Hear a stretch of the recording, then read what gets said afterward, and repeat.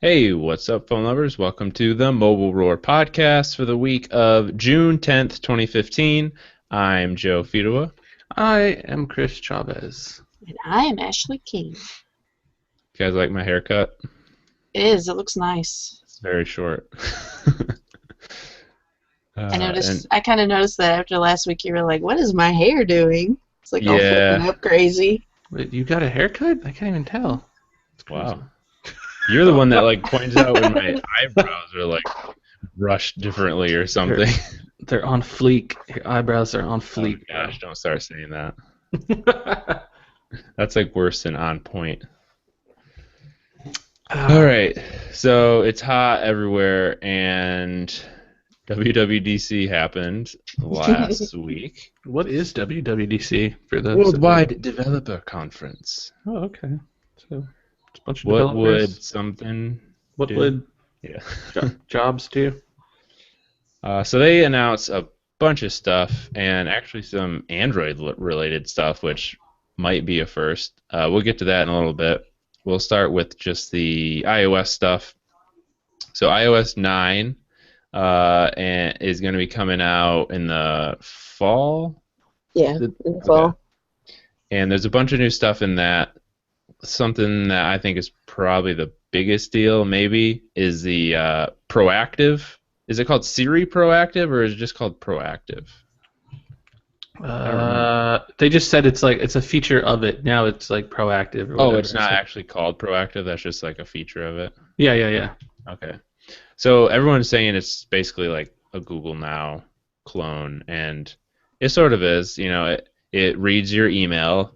People are going to freak out about that now because everyone freaked out about when Google was doing that. Reads your email and gives you, contextually aware information. So, you get an email from airline. Hey, you got a flight coming up. It shows up in Siri. So Siri basically just got like a million times more useful, I think. Yeah. It's pretty amazing. I mean, everyone always assumed that Siri was like smarter than she actually was. Yeah. It was like the main coolest thing about iOS or having an iPhone. It's like, oh, you got this personal assistant, and you can like ask her stuff, and she'll tell you. And everyone's like, that's amazing. So they automatically assume that it could do a lot more than it really can. So I was actually kind of surprised when I saw some of this stuff, and I was like, really? Siri can already do that? But Siri's like that thing that everyone always is just like, hey, how old is Barack Obama? And then it says the answer, and it's like, all right, what else can it do? Well, that's it. Who are you? And then she comes up with like witty things to say, and Yeah. it's like, oh, she's so crazy. Seriously? It's like everyone uses it for the jokes, and that's about it. But now it's actually useful, so that's cool. So now I guess Apple's on the same playing field as like Google and Microsoft, because Cortana's pretty awesome too. Oh yeah. And then iPad multitasking, which is a really big deal too, because there are so many people who use the iPad as like a laptop. Yeah. And now you legitimately can. I don't think it's still not there yet, but I mean, for some things you can't, but like multitasking is something that you just take for granted when you're using a laptop. Yeah. And now you can do that sort of on an iPad. It's like the same side-by-side view that you do on like Windows 8 and stuff, but yeah, I think it's really useful. They really need to like get more RAM inside of these things, and then I think it'll be a little more useful. But it's pretty cool. It's pretty cool the way they have it all set up and stuff. It's not like the first time we've seen it because the Galaxy Tabs have been doing it for a very long time. And I think the other big caveat is that only the iPad Air 2 is going to be able to do it. Yeah. So all those other iPads are like, check out this awesome new feature of iOS 9, and like only just a very small percentage of people can use it. And that's the biggest thing that really grinds my gears, to take a line from Apple will always boast about how every phone gets like the OS, but you totally are not getting the OS. I mean, you're getting certain features, and it's maybe called iOS 9, but you're not getting everything that iOS 9 has. They figured out how to. Oh man, it's like it's marketing speak or whatever. It's so ridiculous. I guess that's Apple's strength, though. They know how to how to word things. Yeah. But yeah, that's still a cool feature. Definitely a cool feature. Yeah, when I used to use the Surface a lot for my tablet, like the side-by-side apps thing it's so handy to just be able to do that on a tablet. Just like throw Twitter up a little on the side a little bit and just like do whatever you want to do in the main screen while you got Twitter going there. And we're gonna see it coming to Android. I mean, I don't know if it's gonna come in M, but like they had like the framework and everything for it. If you root your phone and you edit the build prompt, and you could pull up this like menu in the preview, which shows multitasking stuff as well. So I think it's going to be a really big feature of Android M. So Well, the thing with it's already in there technically. the thing with Android though is like Android tablets are not that popular, and like you said, multitasking has been available on Samsung tablets. Mm-hmm. It's such a big feature to have on a tablet, but I feel like most people use Android on phones, and like I have this G4 that has that, the dual window thing. Yeah. I never use it on It's a impossible. phone. It's impossible because it's so dumb. On the Galaxy S6 too, so you can have like, oh, I'm gonna chat in 2 different messaging apps, but then you pull up your keyboard and it's like, and you have like, oh shoot, I lost my entire conversation because like half the screen is a keyboard now. So it's just not really functional on a phone. On tablets for sure, and Right. like with the Nexus 9, I'm thinking about it all the time. Like, man, I wish I could pull up another app just like alongside this one, because none of the apps are optimized for tablets anyway. So it's like these don't need to be so freaking huge. They just need to be their own little squares. Just and put I'd 2 phone apps next to each other. Yeah. I would be going nuts. That'd be so much fun. But yeah. Remember that? Oh my gosh, this is gonna be a real flash from the past. The Notion Ink Atom. Oh Remember man. that had like the 3 apps that would like go. Did it? I didn't. Yeah. I don't remember the OS at all. I just remember it being like vaporware, and everyone was all pissed off about it. That's true. All right. So what else with WWDC? There was some Apple Watch stuff. They're gonna have native apps coming soon, which I know people who use the Apple Watch are gonna be happy about that, because the current apps load slow as hell because they're not native. Oh, is that what was going on with them? Yeah. I don't even get it. But yeah, even on stage, like he was showing demos of certain things and stuff, and I was kind of surprised on how freaking slow it was. Yeah, it was pretty slow on stage even. It's just Like- a slow, like, I don't know, what is the even processor in that thing? Yeah, who knows? I mean, they're trying to. It's their whole approach. Apple's whole approach to the whole thing, which is basically try to make it into a smartphone. Do everything a smartphone can do practically, but on your wrist. Oh yeah, that's right. You can watch, what is it, Vine videos now? It's like, Yeah. who? Yeah. That already destroys my smartphone battery. Do you think I really want to do that on my watch? Like, it's ridiculous. I think at this point, it's just Apple trying to just boast and say that we can do it, and it's something that Android Wear isn't doing, just for the cool factor alone. But, I mean, it's like they're 2 completely different philosophies, and Apple's just, I think they're completely out of touch with what people want a smartwatch for. Do either of you know anyone in real life that has an Apple Watch? I do not. No, I Have don't. you seen one in the wild? No. Yeah, me either. I see celebrities online and TV and stuff. They're always wearing them, but yeah. crazy But like in thing- day-to-day life, I have never seen anyone wear one. Yeah, I've seen more people with Moto 360s and Pebbles than Apple Watches. So Oh far. yeah, I run into people with Moto 360s all the time. Like, oh, you got 360s? Like, yeah. They're all happy, but never an Apple I'm Watch. sure I'm going to see one soon. It's just a matter of time. Yeah. But the crazy thing about the Apple Watch is, I don't know if I've ever heard anyone really like say they love it. It's like everyone just kind of like, yeah, it's all right, it's pretty cool. Like, no, I've never heard anyone who's just in love with it. Yeah, nothing like a Pebble or a Moto 360 or anything like that. Yeah, I don't really know anybody. I feel like the people that do have it, even on Twitter and stuff like that, they're kind of silent about it because they're embarrassed that they even have it. They don't want people talking crap, so they're just. You guys know who John Gruber is, right? Oh yeah. Yeah. Yeah, I was listening to a podcast the other day. Joshua Topolsky has a podcast, and his guest was John Gruber. And so, like, of course, they were talking about Apple, and neither one of them was, they both have the Apple Watch. Neither one of them was like, yeah, it's not that great, but it's not that bad. It's like, I Just don't know. struggling to find things to say Yeah. about it. And they both were like, it's the hardest device I ever reviewed. So it's, Apple has kind of failed in that aspect, I think. Hmm. Yeah, interesting. Yeah, but I Is mean, there you anything can else? the Apple Watch. What was it? Now they send different colored messages to people, like the drawing thing that they Oh, are you have. serious? I didn't even see that. Yeah, they added colors to it. I mean, I was taking notes the entire show just to see like if there was anything worth talking about. But you can pick an image to use as like a wallpaper now, which you couldn't do before. WatchOS lets you see information from third-party apps. There's a night clock, which is like a huge deal.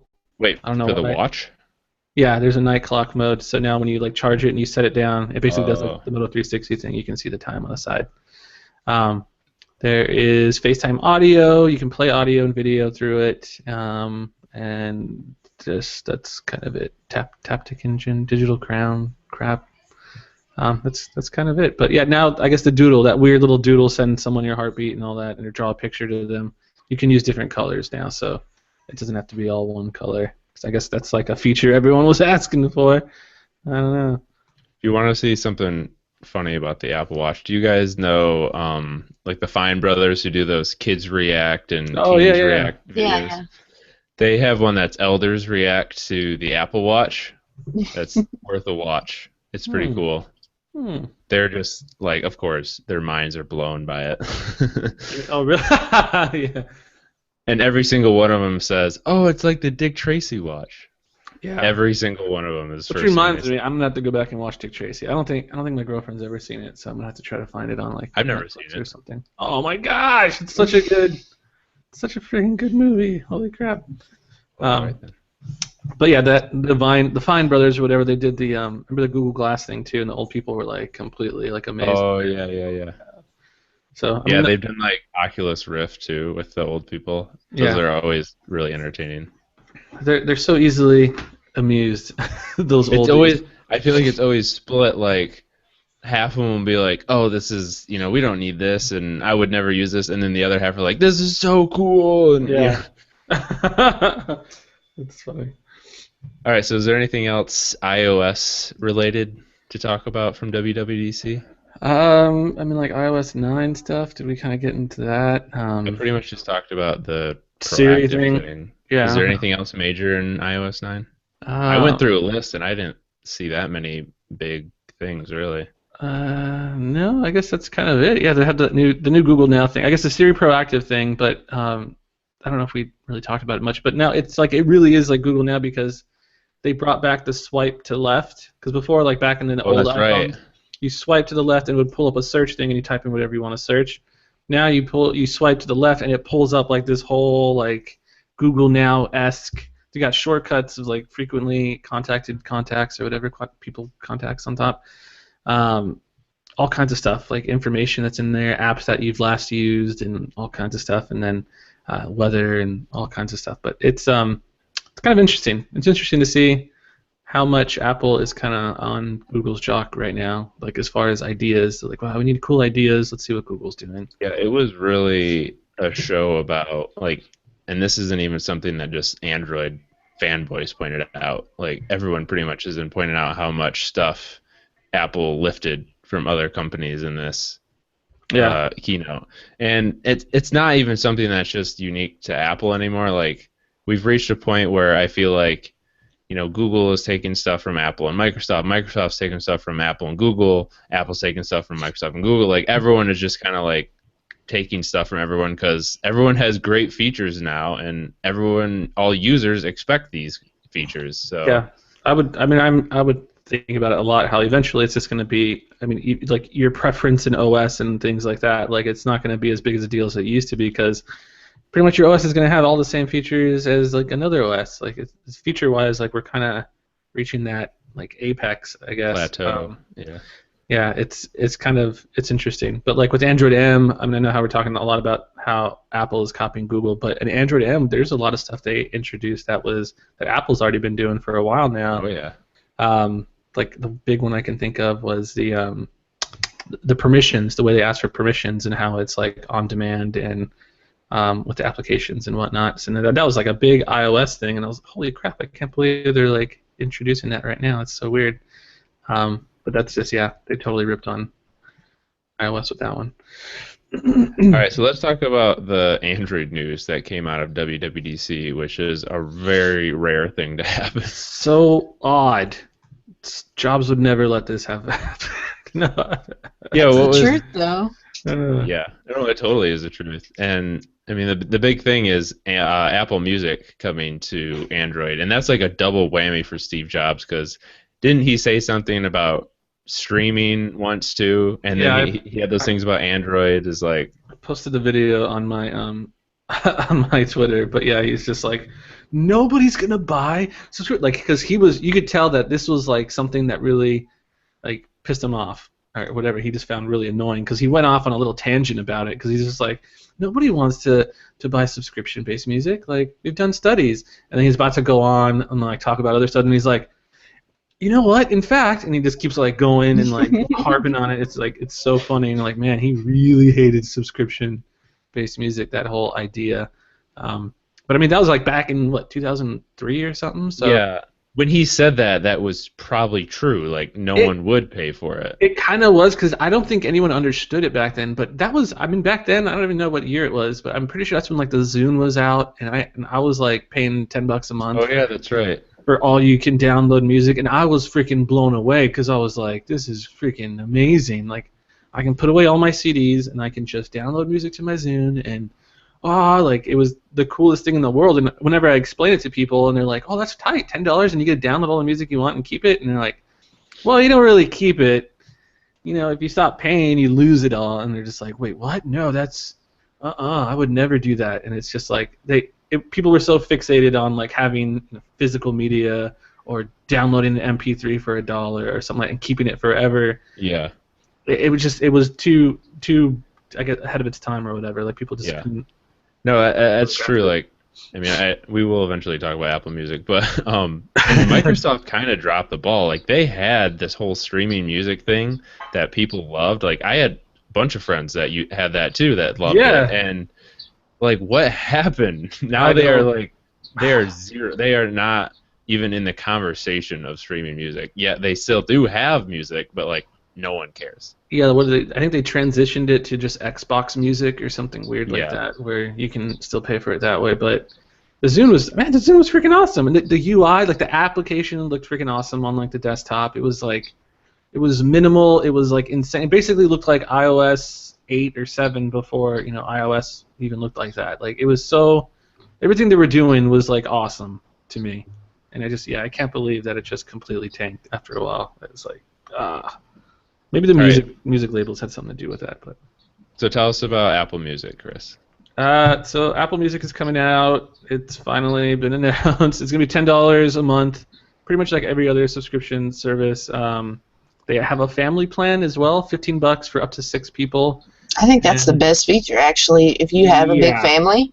Even not even a family, just friends and stuff. You guys can all just add your accounts, and that's freaking awesome. So they say up to 6 people. I mean, they technically don't even call it they call it a family plan, but like in the wording, they just like up to 6 people because they know it's not going to be your family that's going to be using it probably. But it's freaking great. It's like that's the best feature right there, because Google Play Music, they have up to 10 devices, which is different. But really even annoying. That is screwy because you can only disable a certain amount per year.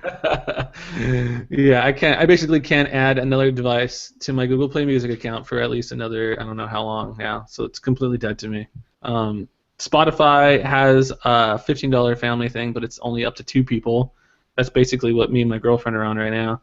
And it's just completely stupid. So I'm definitely considering Apple Music. They said it's not the full iTunes catalog right now, but it's like over 10 million songs and this and that. I guess they can't secure a Beatles deal, which everyone seems to be talking about. I don't think anyone can, for some odd reason. But it's pretty cool. It's a completely different app though. It's not like Beats Music, because some people just thought, they just slapped Apple Music on top of the Beats Music app. They didn't. It's completely different, but they did take some of the Beats Music stuff, like the idea of curated playlists by a real person who is like an expert in music and whatnot. And then they had like the Beats One radio station, which is like some global 24/7 streaming live radio station with actual DJs, depending on where you live. It's like LA, London, and somewhere else. But yeah, that's kind of it. It's pretty neat.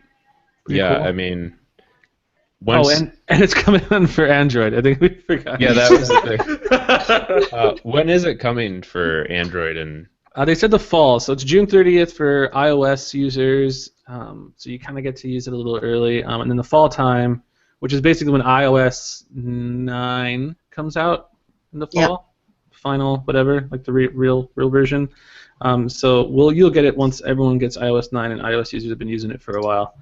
But it's still pretty weird, pretty amazing. It's funny because like Android has gotten so big that like Apple can't ignore it anymore. You know, it's become almost like a Windows platform. So it's kind of awesome.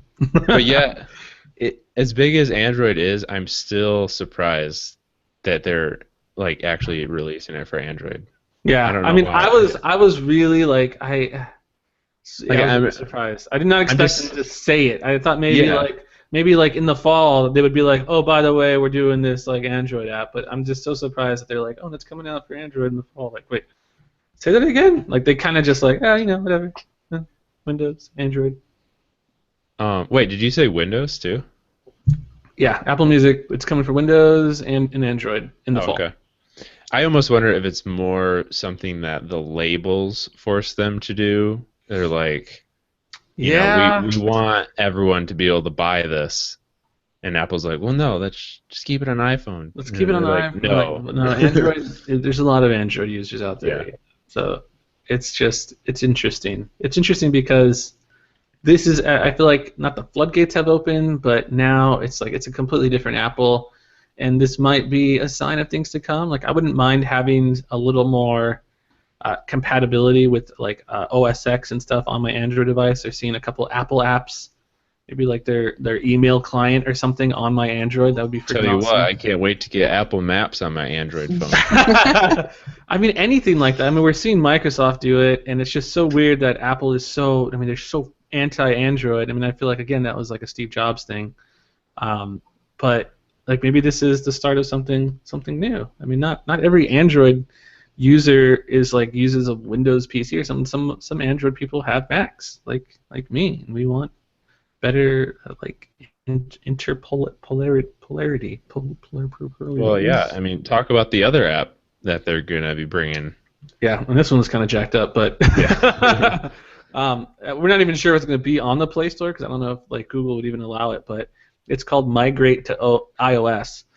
And basically, it just helps you as an Android user migrate all your data wirelessly to your brand new shiny iPhone, which is It will totally be on the Play Store. There are apps like that from Yeah. like Microsoft and stuff. I'm trying to think if like I don't know, like I feel yeah. I swear there's that Microsoft app for switching to Windows Phone in the Play Store. Like, but I think that was more of like a tutorial. Like, it didn't actually like take over your phone and like transfer things and this and that. So I don't know. I'm sure they're gonna break some kind Apple's of. gonna release an APK. Like, I don't understand how they're gonna do it, but it'll be interesting. It'll be. You know what's funny? Like, I just was thinking, the Android developers at Apple, are they like the black sheep? Like, Yeah, that's what I was thinking. That Get assigned to do the project. there's some guys over there, and they're they're like in the Apple closet. Android developer? The top secret. I mean, are they like ex-Googlers? Are they just like? That's just so funny. Like, are they even considered part of? Like, oh no, you guys can't come into like. Yeah, they're at a Cupertino. different campus. Yeah, completely different. Locked away. Uh, They've been waiting there for years, waiting for that call for Apple. We need an Android app. Yes! Let's do it! That's great.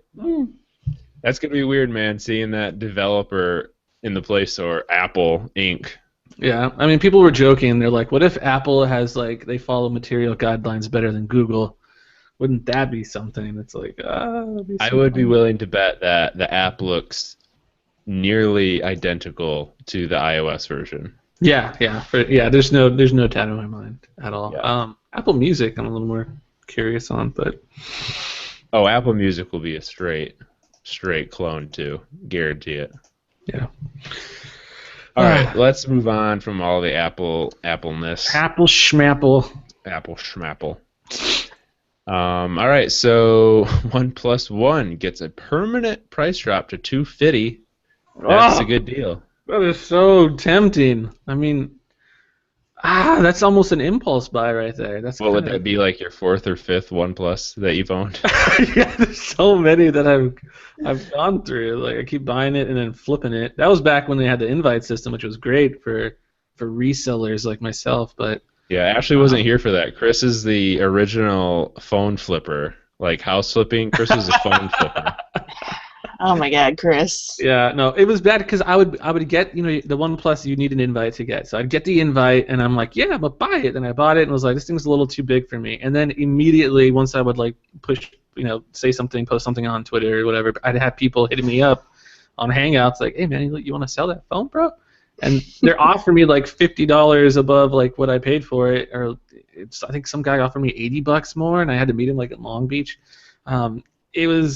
It was crazy. I couldn't really pass on that. So then I'm like, okay, cool. Sold it to him, bought another one, and another friend hit me up like, yo, dude, I'm gonna give you like $60 on top of that. I'm like, all right, fine, okay, cool. I'll just buy it again later. So I just kept flipping it and flipping it and flipping it. But $250, that's I insane. really think they saw the Asus Zenfone 2 and were like, we got to do something. Yeah, because Yeah. OnePlus People aren't talking about us anymore. like they're like OnePlus is the original like bargain, like discount pricing but awesome hardware, and then Asus kind of came in and stole their thunder, and it's like we gotta get that price back down again. So that's still cool. I mean, it's still a damn good phone for what you're getting. $250. That's like a Moto G, but this is like way better than a Moto G. Bigger battery, better camera. Like, I mean, just everything about it is so much better. Damn good price. I mean, the more I'm looking at it, the more I want to buy it. I'm just trying to like slap myself out of it. Don't do it, man. I also think there's probably a part of it where like maybe they have some stock that they're trying to get rid of before the OnePlus 2. Yeah, Yeah, I could that see should be that coming angle soon. too. I mean, they were saying too, like, I mean, when they first had the invite system, is the way they did it was kind of different. Like, the reason they had the invite system and all that was because it was more like an on-demand thing, and they were trying to change the way, like most companies do, where they build all these phones, then try to sell them. OnePlus, that's the reason how they got the price so low, was because they would order them as the orders came in and whatnot. So it's just $250. I don't know how they're doing that, but that's just freaking awesome. It's crazy good. And then you don't need an invite or anything anymore. So yeah. The other cool thing was the Pizza Hut projector box. Since this is fast food related, I'll throw it over to our fast food correspondent, Chris Chavez. Pizza Hut made, it's like a little marketing stunt, similar to like that KFC Bluetooth keyboard that we saw a couple weeks back. This is like a Pizza Hut promo where I guess they gave out these limited edition pizza boxes that had a little pop out, I guess the little tables that they have in the middle of the pizzas to keep it from like crushing. Yeah. They had a lens on that one, so you pop it out and then you put it in the front of the box and you put your phone inside the box and it projects your phone's image onto a wall, and it's Does it actually look good? Really crappy quality. Yeah, I was gonna say. Because your phone really can't get that bright, but yeah, I mean it's all blurry on the edges. You need like a really dark room if you're going to try to appreciate anything, let alone speakers. I mean, I guess you could hook it up to like a jam box or something, your phone, but really crappy. But it was just more like, this is really cool. Like, at least you could get more use out of the KFC keyboard. Yeah, for sure. You roll it up and take it home, and you can keep it. Apparently, that's what KFC said. Everyone that had it took it home. This is not maybe as useful, but I think it's still very, very much on the cool factor. But it reminds me of like when you were little and you would tie strings to cups and talk to friends, and it wasn't effective, but you just did it because it's cool, man. It's like it actually kind of sort of works a little bit. I mean, those pizza boxes are such a waste. Like, they need to come up with something to do with them. I've seen the ones where they have like perforated lines, and you can make it into plates and stuff. Break it apart. That's cool. They should all be like that. Yeah. There's something better that they can do. I mean, this is pretty neat, and I'm sure like that little lens that comes in there isn't very expensive. It's just like a piece of plastic or something, but You very should cool. start your own blog with like, I don't know, food Fast tech blog or something. food tech, yeah, that would be pretty That'd be awesome. great. All right, so ugliest phone of the year award goes to Samsung Galaxy I S6 Active. Everyone's so hard on it. I don't think it's that. What's up with the camo patterns on the back of it? Okay, that is very Call of Duty. Like, yeah. Monster. It comes with a free can of Monster. Like, that's kind of weird. It looks like it's for like the soldiers in Iraq. It's that same camo pattern that they but use. it's got I forget what they call it, digital camo or something. Yeah, digital like camo. pixely or whatever. I think it looks without the camo. Like they have flat white and they have like a flat black, I think too. But I think those look cool. I mean, they look. I don't know. I think they look pretty neat. They look rugged and futuristic, I guess. Futuristic. They have like bolts on the back. It reminds me of like when I was a kid and I used to think of like future tech would be like that, like all these weird little things and grills and little exhaust pipes coming out the top or something. I don't know. I don't know. Not a phone I would ever buy, but I'm probably not the demographic. So Yeah, I'm whatever. completely opposite from the Galaxy S6, which is just Yeah. sleek, and then this is like a Galaxy S6 on steroids. I think the most noteworthy thing about the phone, though, is that gigantic 3,500 milliamp hour battery, which I guess originally it was rumored it was going to come with a 3,500 milliamp hour battery, but then there was leaked AT&T thing online, and they had their PDF or whatever all leaked everywhere, and it just referred to a 2,500 one, so everyone's like, what the hell's going on? But once they officially announced it, it's got a big old 3,500 milliamp hour battery. It's pretty damn big, and it's like, oh, that part alone makes me kind of How much want thicker is it? I didn't look at the exact dimensions, but it's slightly thicker. I know the last year's active and regular S5, there was like very little difference in thickness at all, but this one, yeah, they do have a bigger battery in there, so it is going to be a little bit thicker, but that's a pretty big difference. That's an extra like 1,000 milliamps, so Yeah, I mean, when the phone's battery life is so bad to begin with, that would help a lot. yeah, like I'm trying to think if there's some way you can maybe do like a transplant with the regular S6. Buy that phone, take it apart, and just slap an S6 shell on there. Oh no, you'd have like a gap because of the thickness. Frankenphone. Yeah, I don't know, but it's definitely compelling, I guess. All right, last bit of news: Moto X 2015 leak. Yeah, so I wanted to post this back when we first saw it. I think it was like last week or something, but Joe and Quentin were kind of against the idea. TK, I don't know if you've ever heard of TK, Ash. Yeah, I know about TK. TK Tech Like- News. TK Tech News. He's like some Bostonian guy. I don't know. Derek wrote this huge like expose on him on his like personal blog or something. But basically, the guy's kind of a douchebag. He's like a con artist and this and that. He originally was starting to pop up around the blogs because he was like finding leaks. He leaked last year's S5 Active before anybody, and he got hands-on with it. But this is apparently he was able to do this by offering people money. So he puts these bounties on these phones, and if anyone has info or any kind of solid pictures and this and that, he would actually pay them money for it. So last year he was trying to get the Nexus 6 leak before it did, and he kind of didn't. And it was just like there was so much weirdness around it because he would have to cover up so much on these phones because they're prototype devices, they're still being tested. So like I think he had one where it was like in a plastic baggie and he had like Post-its all over it, and he's like, "This is the new phone, guys," and it's like you can't see anything.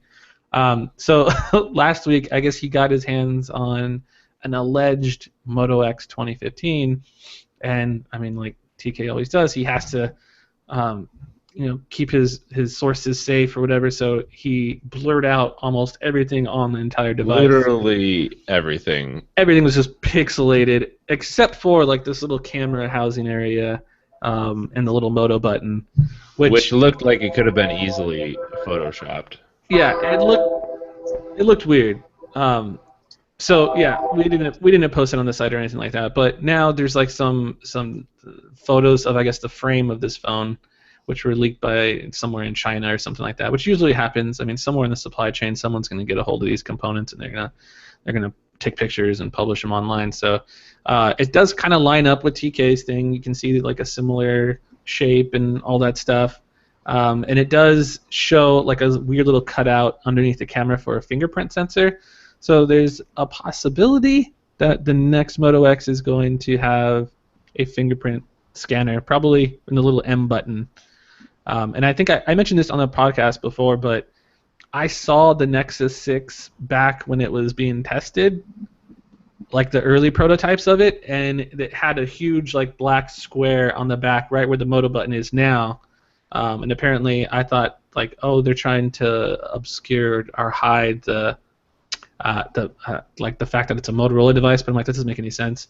But apparently that was like an early prototypes of when they were trying to test like a fingerprint scanner on the back of that one too, which didn't make it into the final version. So it's all kind of adding up. But the Moto X 2015 will probably be announced around September, so we don't have to wait too much longer to find out what's going on. That could be cool if it's like the first Android phone with Android M and a fingerprint scanner. It so will be, I think. Well, by the time unless they release launches, a Nexus before that, I would say.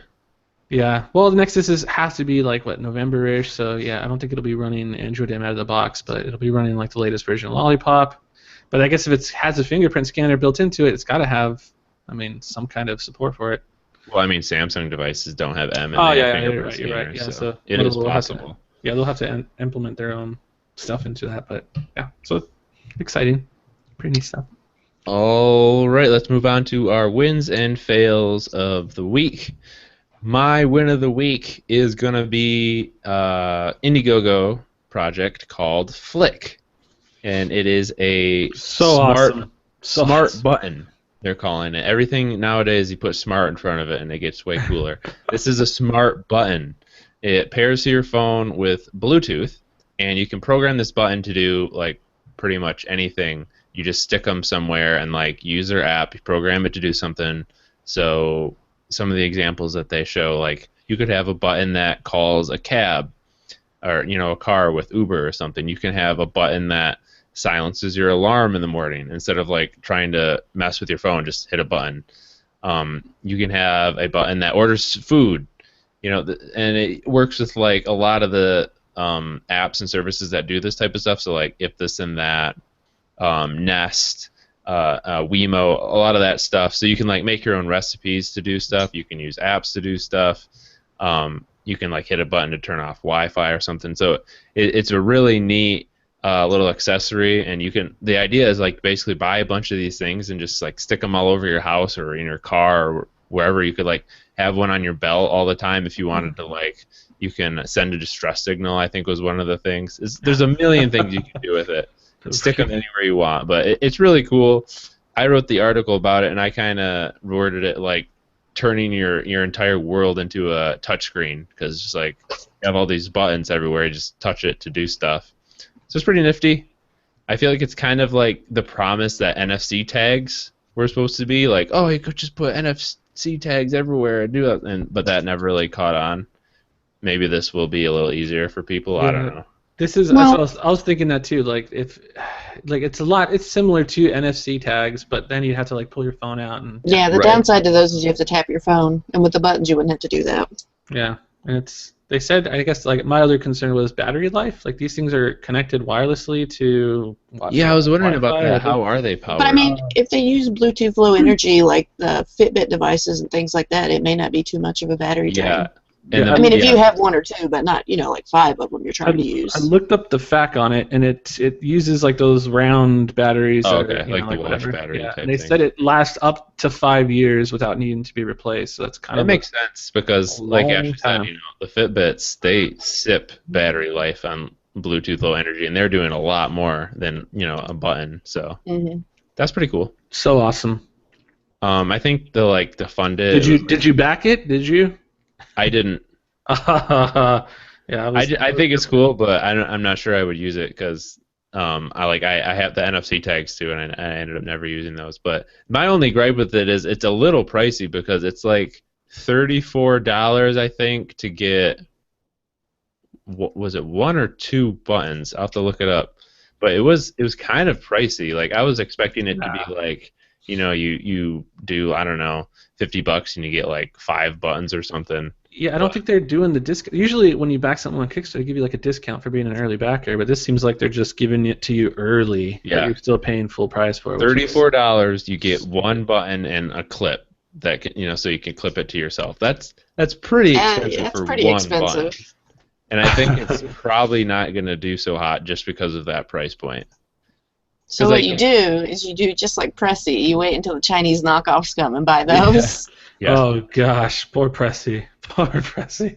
I had like 2 of those. I don't even know where they're at now. I think my dog ate them or something. Oh, jeez. All right, so my fail is going to be OSX El Capitan. That's the name of the next version of OSX. It's quite a And mouthful. It's such a fail. Like it's a bad thing when El at Capitan. first I thought it was a joke. Like I wasn't watching the Apple people were tweeting this, and I like legitimately didn't even pay that much attention to it. I thought it was a joke, and then like I think Chris, you said something about it in our team chat, and I was just like, wait, that's the real name? What? Yeah. It's so silly.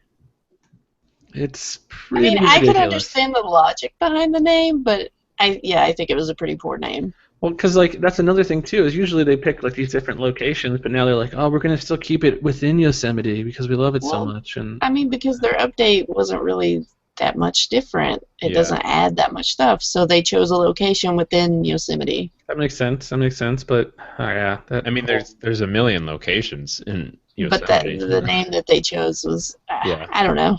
And El Capitan, that's like a rock formation or something. Yeah, it's one of the more famous rock you faces. got to go. I don't know if you're an outdoorsy type, but you have to go to Yosemite at some point in your life. You have to go there because there's no describing it. Like our family goes up there like once a year for the past like 10 years now. But awesome, freaking beautiful up there. But yeah, it bugs me when white people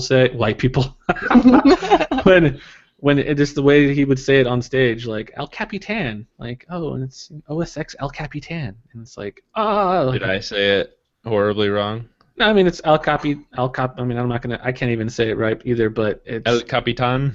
El Capitan is better than El Capitan or El Capitan. El Capitan. El Capitan. Chris Chavez. Chris Chavez. Who says Chavez? Come on, everyone knows that's Chavez. Every teacher I've ever had has changed my name for some reason to Chavez, and it's like the most frustrating thing ever. We're not all as lucky as Ashley. Like no one could say Ashley King wrong. So easy. Oh man. I would trade with either one of you guys though, because I hate going first, and it's always in Oh, yeah. alphabetical order, and I'm usually at the top. Well, me and Chris, I mean Chavez and Fidua. That's usually Yeah. in my life, it's always been by last name in like school and stuff, not first name. So maybe it's different. Yeah, that's true. All right, Chris, what do you got for us?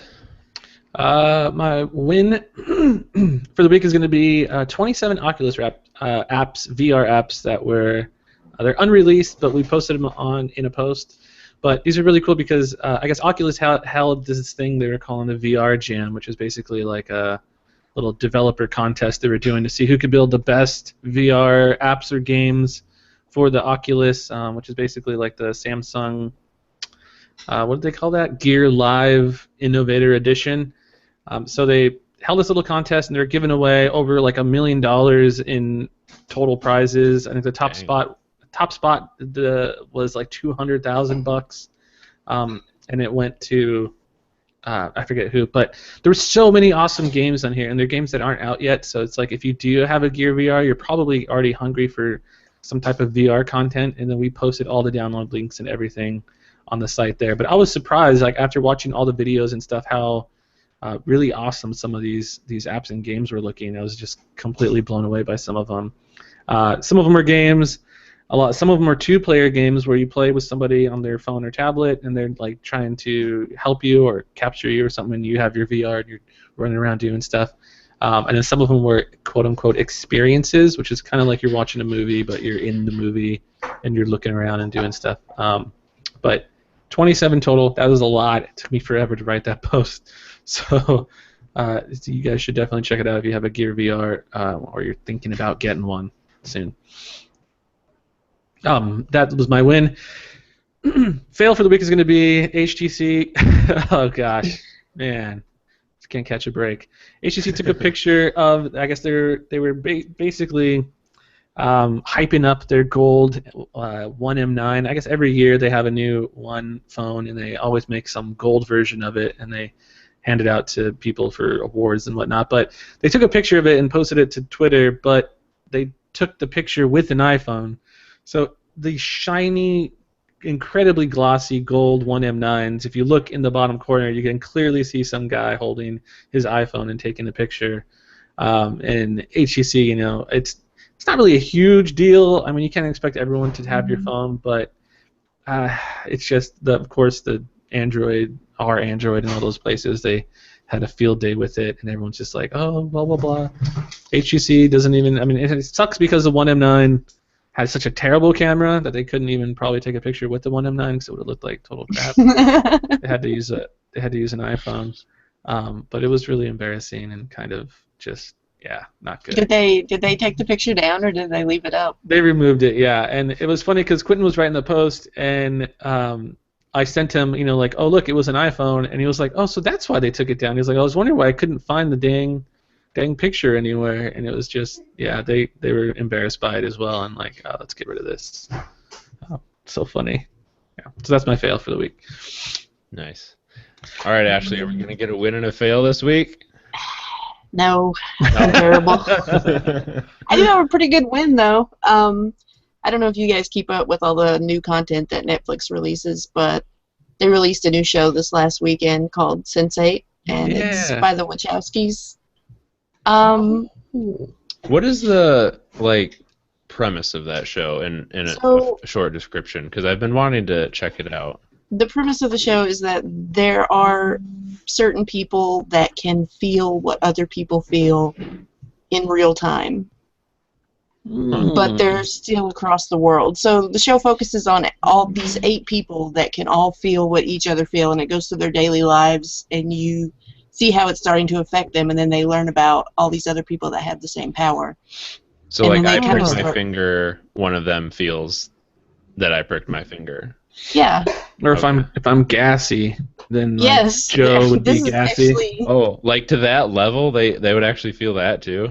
There's one of the guys is an actor, and one of the females, and they call it a cluster, she is having cramps, and he feels her cramps. And that sounds like really strange. Oh my gosh. That sounds way more interesting. It helps develop, it helps develop like the whole sense that these 8 people are interconnected in ways that humans aren't. It's really neat. That is crazy. Netflix, man, they're killing it. Right? I just saw that they're gonna revive, or not really revive, but keep Degrassi going. I don't know if you guys have ever seen that. Oh gosh, that's where Drake came from. He was I have two younger sisters, so like back in the day, I used to see a lot of that show. Back when Drake was one of the main characters, like that was the time that I've seen a ton of episodes from that era. Yeah, that's when I saw them. Yeah. That's crazy. I'm not so sure about that Netflix move. I'm like, is Degrassi really that popular? I don't know. Maybe Drake will make a comeback. He's gonna be a teacher in the show or something. Yeah. Like Beverly Hills 90210. That would be kind of cool. Right, so app picks of the week. My app pick is just for LG users, basically. It's called Key Plus, and if you have an LG phone that has the buttons on the back, you might want to use this app. It lets you reprogram the shortcuts of the back buttons. So you can't reprogram the bottom one that launches the camera, unfortunately, but you can reprogram the top one, the volume up button. And you just use this app, and then when you have it installed and you do the shortcut launch, you like double tap on the G4 or you long press on the G3, it'll ask what app would you like to use to do this, like Android does all the time. Mm-hmm. And then you just select any app that you have installed and it will open it. So, for example, I have it set to download that. Yeah, and there's like no root required or anything, so it's awesome. I have it set to volume up, open Snapchat now, and then volume down, opens camera. So pretty nifty. If you want to take a real quick Snapchat of something I'm seeing, I can use that. But it's called Key Plus, and it is very handy if you have an LG phone. It's only for LG G4, G3, G Pro. Yeah. Urgh. What do you got, Chris? Mine is going to be. I was going to say Final Fantasy Tactics, but then there was something else. Oh, it's. Well,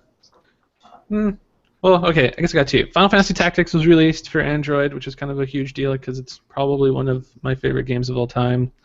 And then there is another, but it's really expensive. I should probably, add that in there. It's like $15 or $14 on the Google Play Store, which is really high for a Google Play Store game. Not really too much for Final Fantasy Tactics since it's good. It's a full game. There's no in-app purchases or any of that weirdness.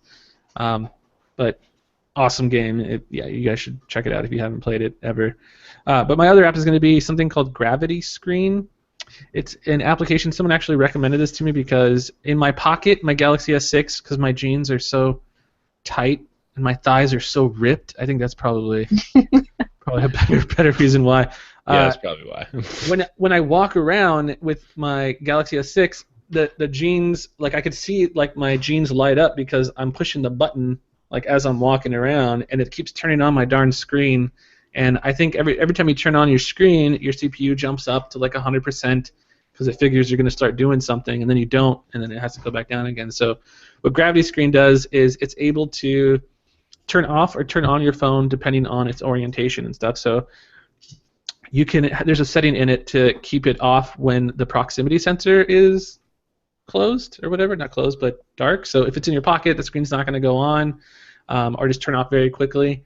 And I feel like since I've been using it, like the whole battery drain thing, which is already pretty bad on the S6, my battery life has done a lot better now when I'm out and about and I have the stupid phone in my pocket. So it's kind of saved my battery life in that regard. So if you're having that same problem when you wear skinny jeans or just have really awesome big thighs, then you guys should check it out. Gravity Screen on the Google Play Store. It's free. It's the best part. Ashley? My app is called UltraFlow. It's a free game, and the best way that I can describe it is like if you played mini golf, but your ball could only bounce a certain number of times before you got it in the hole. Interesting. Yeah, and there's 99 levels, and the first 10 are pretty easy. They introduce you to the concept. There's just a few obstacles in the way, but then as you level up, they start adding in objects like direction arrows. So if your ball happens to hit that arrow, it will go in that direction. So you have to kind of. The game is I went to download it and it only asks for like one tiny permission. Yeah. There's no in-app purchases. The permissions are great. It's a really fun game. Wait, like I've wasted a lot of time with it. Why would the guy release this? There's no ads and the game is free. So what? Why? Some people like to develop games for fun. Some people they don't just want do to it watch for the profit. movie. This is crazy. This actually looks kind of like fun. I'm totally gonna play that. That is the type of game that's right up my alley. Oh, there's like a gravity section or something. Like honestly, if he released another pack of like 99 levels for $1, $2, I would buy it. It's that fun. Damn, Cool. This looks nuts. Oh, yeah. Download this. All right, so we got some email questions this week, and I'll start with Bao Cow, which is one of the coolest names I think I've ever It is a heard. pretty cool name. Bao Cow. He asks, is there any smartphone that has both digital stabilization and optical stabilization? Z3 has awesome video quality, but meh pics. The G4 has amazing pics, but wobbly video effect. And yeah, I have noticed that in the G4, the video quality is like nowhere near as good as the camera quality. And, yeah, the video is terrible on it. That actually is the main reason why I didn't end up picking it up. Like I was gonna go buy it over this weekend, and I didn't because after I saw that, it was like. So do you have a recommendation for him? You're the camera buff. No, I'm not sure why they don't do it in video. That's actually kind of a weird, interesting thing. I thought like all these phones that had optical image stabilization, they would have it in video. I don't know why they don't. That's actually a really good question. But I did notice that too, and I thought I was scratching my head wondering why the video didn't look a lot better on the G4, but because like on the iPhone 6 Plus, the optical image stabilization helps a ton with video. That's actually one of the features of it and why it's so cool. So I don't know if this is something LG can fix in the future with like a little update or something, but that's really weird that they don't take advantage of the optical image stabilization. Like it seems like a really big oversight. But as far as something doing both at the same time, I'm pretty sure the Galaxy S6 does both when you do it. I'm gonna give it a little test out here. Yeah, it bums me out about the G4 video quality because, like, I was doing a Periscope the other day, and it just looked so horrible. And I know, yeah, it's streamed over the internet and stuff, but you know, I've watched plenty of Periscopes before, and the video quality on mine was just like so much worse. It kind of sucks. What are you finding, Chris? It looks like it's got it. Maybe. I might have to look it up online, but it looked good. It looked good, but it did look a little like wobbly-ish weird, like it was doing just the electronic image stabilization or whatever. But yeah, I think it's just a G4 thing, to be honest. Yeah. All right. So our next question comes from Daquan Johnson. Yeah, he's not dead. Yay, Juan. He missed a week, but he's back.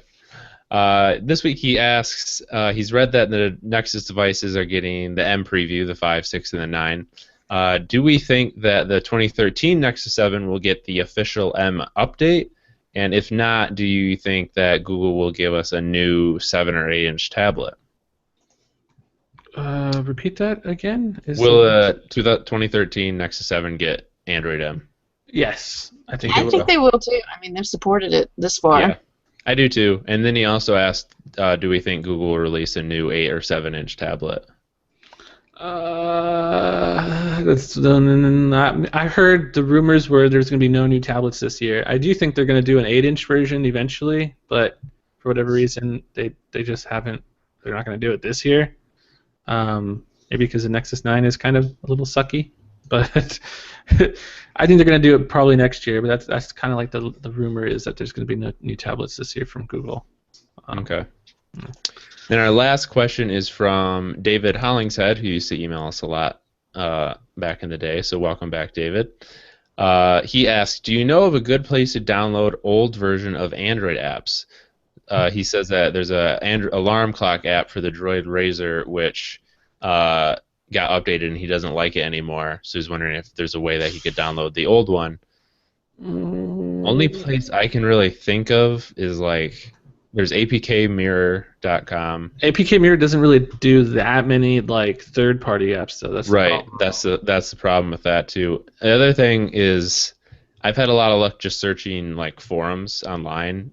You'll find people will attach them to posts. Yeah, but like as far as a centralized location for that, I've never heard of it. One that does that. I haven't either. I know people that back up like every time they get a new update, they back it up just to their phone or some cloud thing somewhere. But because of that, they don't want to get an update that ends up breaking something. So yeah, I wish I would have done that with Imgur because the new Imgur updates suck so bad. Is that one that is on APK Mirror? Imgur? I don't think so. Okay. All right. I think that's going to wrap things up. Chris, you said you were not able to trade your Droid Turbo, so can we assume that you're still using that phone? Still using it. Almost got the G4 this weekend, but yeah, still going with the old Turbs for now. The old Turbs. Cool. All right, let's get to wrap things up for this week. If you'd like to email us like David and Daquan and Bao, you can use our address podcast@mobileroar.com. We love getting questions every week. You can subscribe to the audio version of the podcast on Stitcher Radio and the iTunes Store and pretty much anywhere else. And if you'd like to follow the podcast on Twitter, you can do so @MobileRoarCast. And you can follow us individually on Twitter. Chris is @GamerCore, Ashley is @OverlordRoar, and I am @TallSchmo. And we will see you guys next week. Later.